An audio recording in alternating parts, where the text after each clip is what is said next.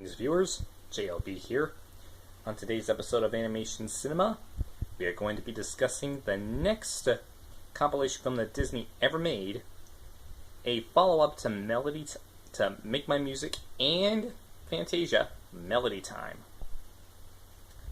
Now, there were only 7 shorts in this compilation film, and of course, unlike the compilation films of old, it starts with a bit of a Christmas cartoon known as Once Upon a Winter Time.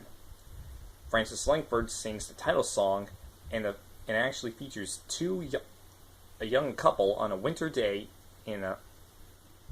on a December in the late 1800s named Jenny and Joe. And of course, you could probably guess where it goes from there. This song was also featured in the Very Merry Christmas Songs volume of the Disney Sing-Along Songs collection. The next segment is called Bumble Boogie.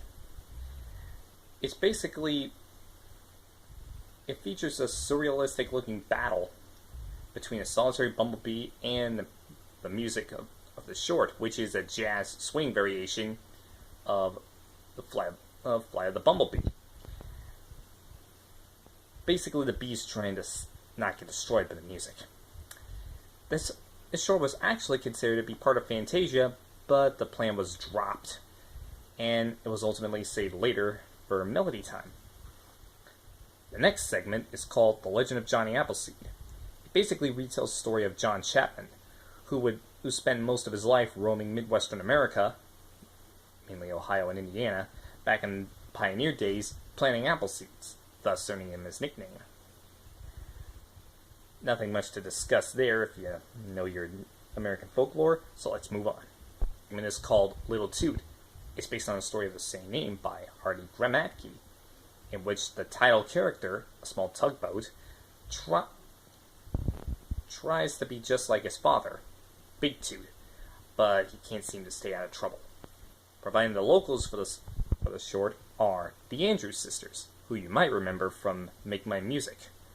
And of course, much like Once Upon a Winter Time, a clip of this short was actually featured in the Disney Sing-Along Songs volume called Friend Like Me.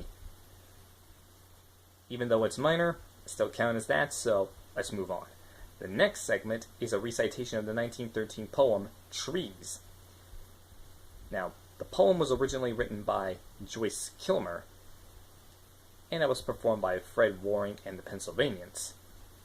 I'm not really too in touch with my poetry history, so let's just move on. The next segment is called Blame It on the Samba, which features Donald Duck and Jose Carioca, who you might remember from Saludos Amigos and Los Tres Caballeros, as they meet the Aracuan bird, who introduces them to the pleasures of a South American dance called the samba. So if you're a fan of Donald Duck or Jose Carioca, or basically a fan of the films they came from, this short might be for you. But let's move on to my personal favorite segment of this whole film. The Legend of Pecos Bill. Now, for those of you who know your American folklore, like I mentioned when I talked about the segment featuring Johnny Appleseed, if you know your American folklore, you probably heard of Pecos Bill, who's one of my top 3 favorite American folklore heroes.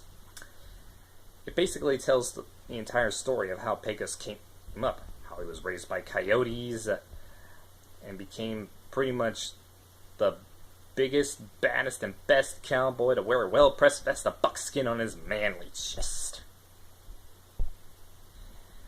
And basically, that's all the shorts.